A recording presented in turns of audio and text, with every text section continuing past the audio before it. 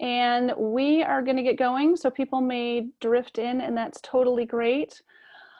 To start out, I would like us to all kind of take a big deep breath. I know I need to do that. It's been, for me at least, it's been a big day out of a series of lots of big days. I know I have had some extremely important conversations, a lot of tears, and many of us are looking after weeks of COVID-19. And this call for justice around racial violence and racial profiling. We're wondering what we can do, how to move forward, and how to be good people in this difficult world. And so I want to welcome you all here and thank you for being willing to show up and do that work. I want to admit right off the bat that this is, this is Love Lives Here. Love Lives Here has put this together with a bunch of people who are dedicated to doing this work. We are grateful for all the advice from different people of color and different of our friends. We're especially grateful for Tobin Miller Shearer to be here to speak tonight. And, but I want to say that this isn't a perfect event. We are, there's a lot of white people up in the Flathead Valley, and we would like to keep this event centered as much on people of color as possible. Rallies are amazing and full of energy, but sometimes the focus can drift on that. And so we're going to try our best to do that, but also admit that Love Lives Here has a lot of work to do to build better relationships with people of color and to make sure that we're doing the things that people who face discrimination really need in our community.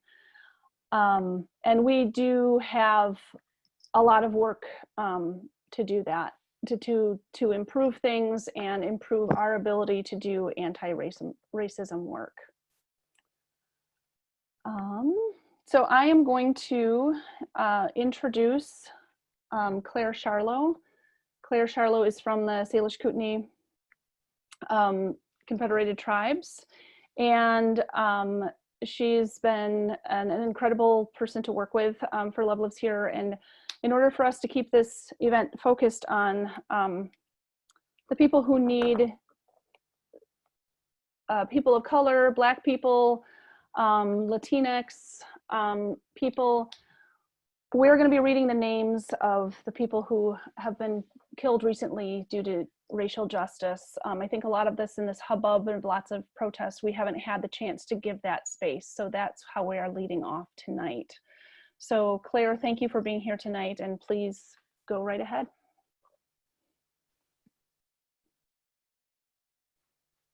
Oh, I need to unmute you. That would be good, huh? Thank you, sorry. I'll be a little smoother about that. Okay. You should be good to go in just a minute. Yep. Hi, everyone. My name is Claire Charlo. I'm the daughter of Victor Charlo, the ancestral chief of the Bitterroot Salish tribe. It's my honor to talk about the land that was has been inhabited by Indigenous people. The Kootenai Nation and the Pend Oreille and the Salish have all lived in the area. At this moment, I live in Polson, Montana.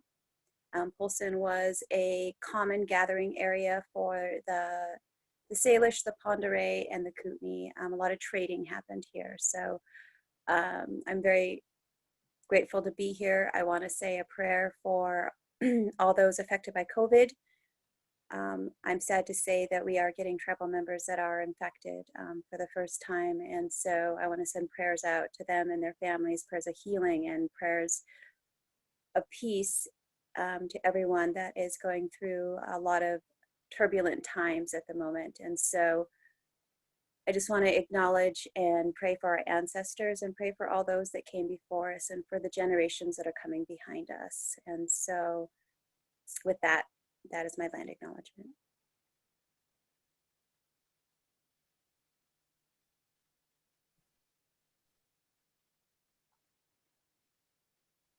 And Thank you, Claire. Yes, please go right ahead. Claire has a list of, we selected several people who have been killed recently due to racial violence. And we want to stop a minute and honor their lives, hear more than just their names. And after each one of them, after their little bit of information, personal information we have about them, Claire will say their name. And even though you're muted, we would like you to say all of their names. So the first name I'm going to read is Richard Brooks. Richard was the 27-year-old father of 3 daughters and a stepson. He worked at a tortilla place in Atlanta, Georgia. He was shot in the back and killed by police on Friday, June 12th, as he was fleeing an altercation outside of a Wendy's fast food restaurant. Hours before, he had taken one of his daughters to get her nails done and a bite to eat for her birthday. Richard Brooks, say his name. Richard Brooks. Raya Melton was a 25-year-old Black transgender woman who worked as a home health care aide. She was a loving aunt and sister. She was shot to death in Liberty Township, Ohio on June 9th after 3 people lured her to a park to rob her. 2 of them have been arrested in conjunction with the murder and robbery, and 1 is still at large. She was initially misgendered in the police report. Hers is the 14th death of a transgender or gender nonconforming person of this year. Raya Melton, say her name. Ryan Melton. Dominique Fells, a Black trans woman, often went by the name of Remy. Friends and family described her as a unique and beautiful soul and one of a kind. Her mutilated remains were found alongside the Schuylkill River in Philadelphia on June 10th. Her murderer is still at large. She also was initially misgendered in the police report. Dominique Fells, say her name. Dominique Fells. Breonna Taylor worked as an EMT in Louisville, Kentucky. She was known as Bree by her family and friends. She loved playing cards, including Phase 10 and Skip-Bo. She also enjoyed cooking, singing. Breonna loved that her job enabled her to help others and make a difference.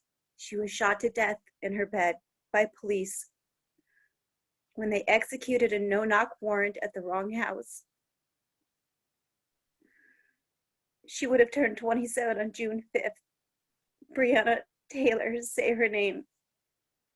Say her name. Tony McDade was a 38-year-old Black trans masculine person living in Tallahassee, Florida. His friends called him Tony the Tiger, and he spoke of his big heart and way of lifting the spirits of others. He was shot and killed by police in Tallahassee, Florida on, I need to page down, May 27th. Although there are differing accounts of the circumstances, Tony McDade, say his name. Tony McDade. Ahmaud Arbery of Atlanta, Georgia, was known by his friends as Maud. He loved to run and would go every day unless it was pouring rain. He had started college but was on a break when money got tight for his family. He was planning on returning to school to become an electrician. Friends and family describe him as generous, helpful, and humble. On the day of his death while on a run, he entered an unfinished house, likely to observe the electrical work. As he continued his run, he was followed and gunned down by 2 white men who saw themselves as committing vigilante justice. He was 25 years old. Ahmaud Arbery, say his name. Ahmaud Arbery.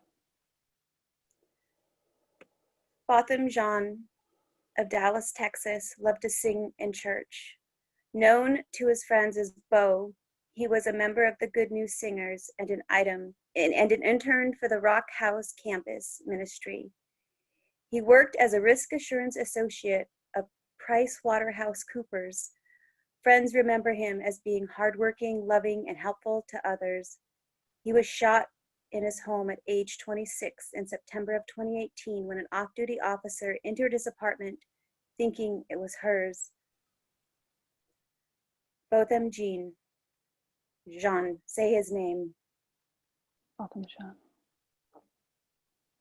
Nina Pop, age 28, was well known and fondly regarded by her community of 16,000 in Sickerton, Missouri. Nina was the 10th transgender woman to be killed in 2020. She was found dead in her apartment on May 3rd, 2020, with multiple stab wounds. Her presumed killer has been caught and is awaiting trial. A friend wrote on a Facebook tribute to Nina. This is a hard pill to swallow because everyone knew and loved you. Fly high, baby girl. Nina Pop, say her name.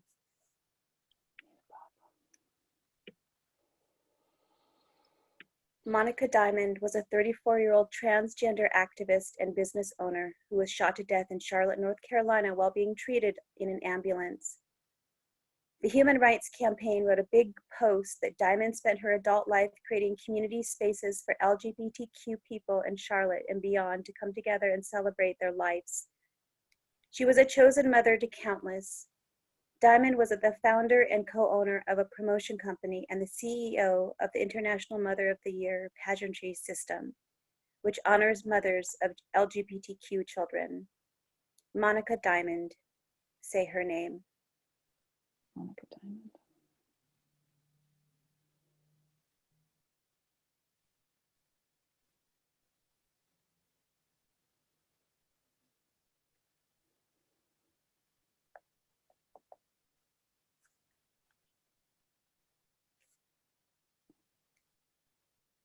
Are we going on with the last one? Yes. Okay, so we're not saying, okay, we're just reading the final name. Are you missing one, Claire? I just have George Floyd as Yes. the final. Yep. So you want me to say that bio also? Please. Okay, George Floyd grew up in the 3rd Ward in Houston. He was an avid sportsman and helped his high school football team make a state championship.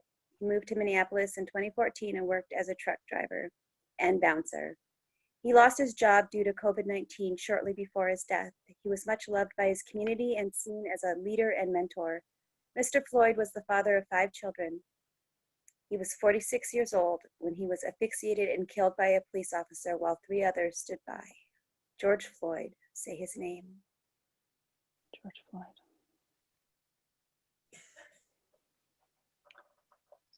Thank you so much, Claire.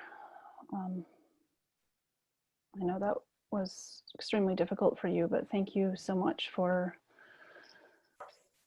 being part of that and give these people a moment, giving us all a moment to honor and remember their lives in the good and the bad moments. The last name, George Floyd, is so a name that we've heard quite often.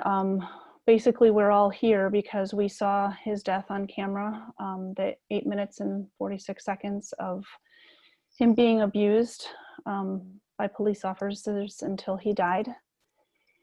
And you're all here because you want to know what else you can do.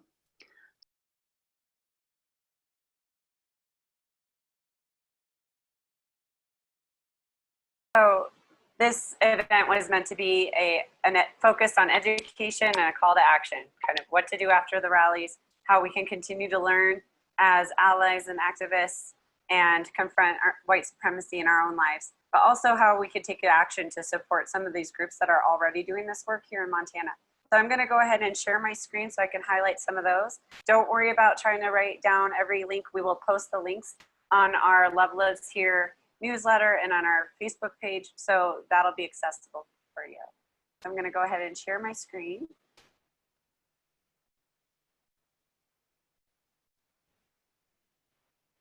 All right. Perfect. Okay, so Tobin already mentioned his class. That was one of the things I was going to touch on. But that 3-week class coming up about dismantling racism, theory and practice. Here's what it'll look like to sign up. We will post this on our website, like I said. So you can sign up for that to go a little deeper on this topic, because I know we have so much more to learn and it's so hard to squeeze it all into a quick presentation. It's such a huge topic in every area of life. So we're going to highlight about 5 different organizations that we would like you to know about. The first of those is the Montana Racial Equity Project, and Tobin did mention this in his presentation. I'm going to go ahead and read you their mission statement. Let me move this out of the way. The Montana Racial Equity Project, a nonprofit and nonpartisan organization, advocates equity and justice for historically marginalized, disenfranchised, and oppressed peoples in Montana.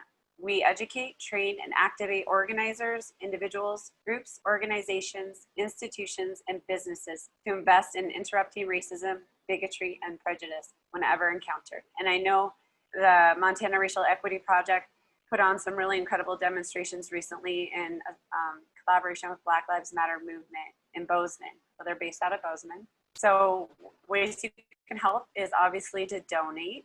So you'll see donation buttons here. And then if you click on this little hamburger menu, that's what I like to call it, and you can actually find the tab that says how to help. So they have a few different ways that you can support their organization.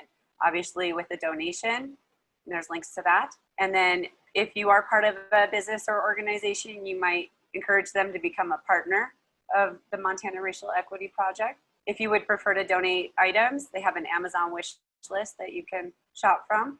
They also have some beautiful merchandise. Their logo is this pine cone, which represents the diversity that exists within Montana.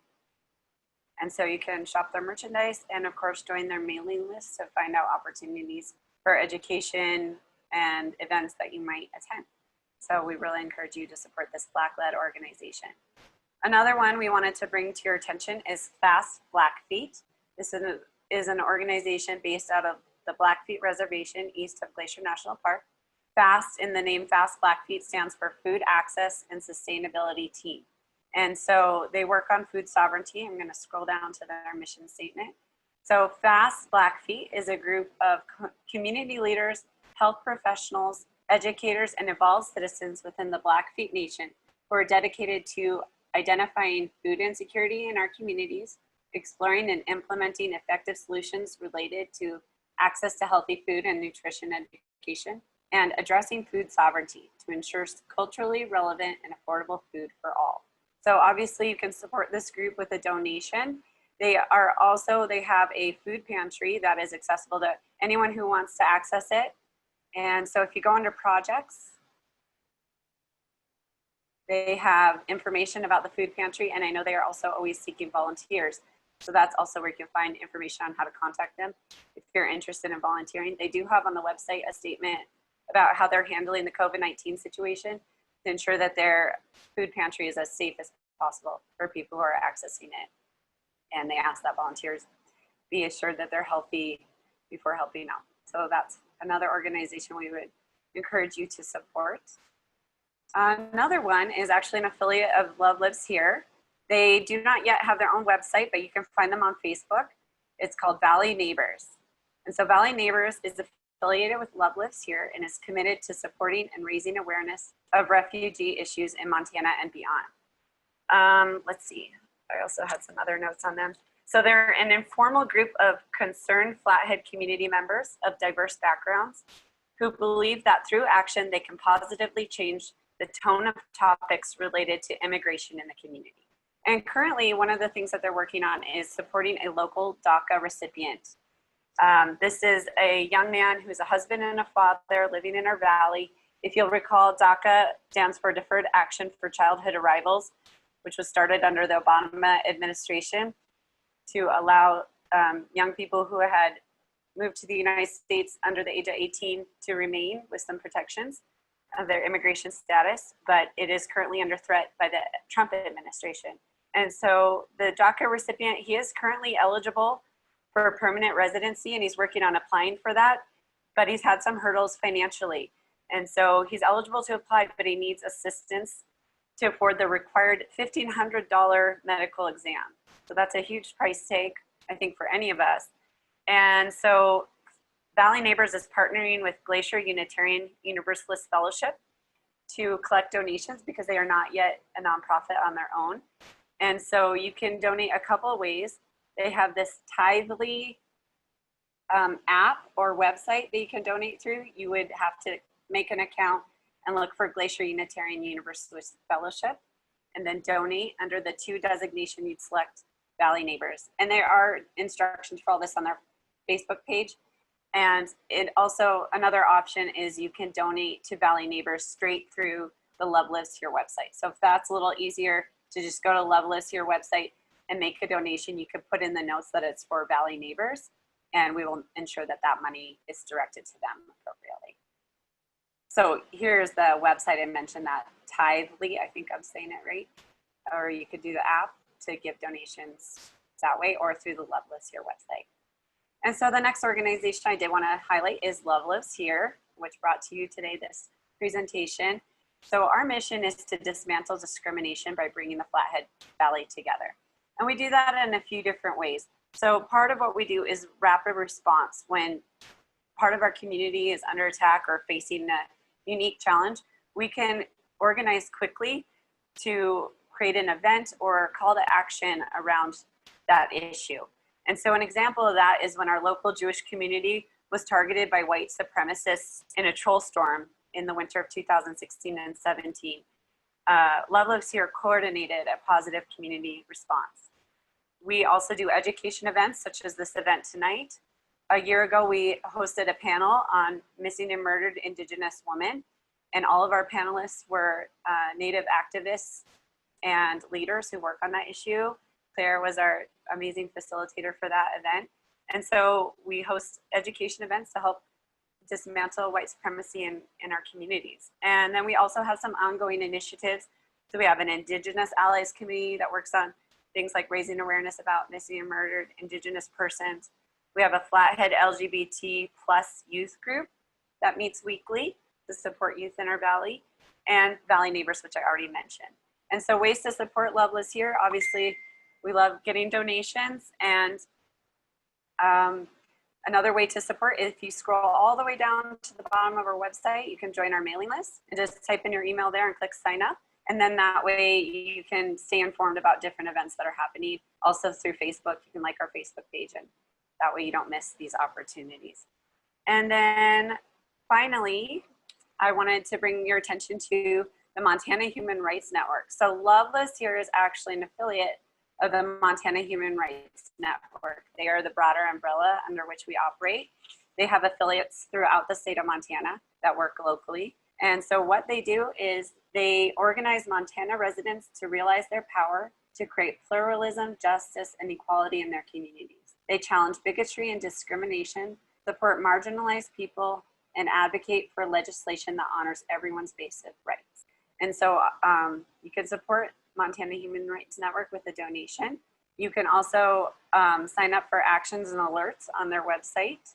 And another thing I wanted to draw your attention to, if you experience a hate incident, or if you know someone who does, there is, MHRN works to collect reports on all these incidents so that they can respond either through an affiliate or directly, and keep data on what is going on in our state as far as hate speech and hate incidents. And so please be aware of that. You can also report hate incidences on the Love Lives Here website as well. And I just real briefly to wrap up, they also have a 30th anniversary virtual party coming up and free workshops as well. So those tickets are $30. They help support Montana Human Rights Network. It's going to be a great event on June 27th.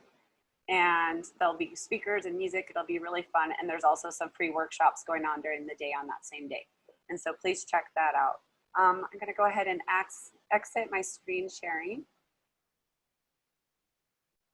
But yeah, I just wanted to thank you all so much for participating in this event. We know that this is really heavy, long-term work, and we hope that this is a good start for our community. We know that we, as Love Lives Here, has a lot of work to do. To continue to better our organization, to continue to partner with Black, Indigenous, and people of color, and make sure that we're working to uplift their voices. Thank you all for joining us today. Thank you, Claire, so much for that heavy work that you took on leading the vigil. And thank you so much to Tobin for that incredible presentation on dismantling white supremacy. And we really appreciate it. All right, I think that is it. Thank you all so much for coming. We really appreciate your attendance.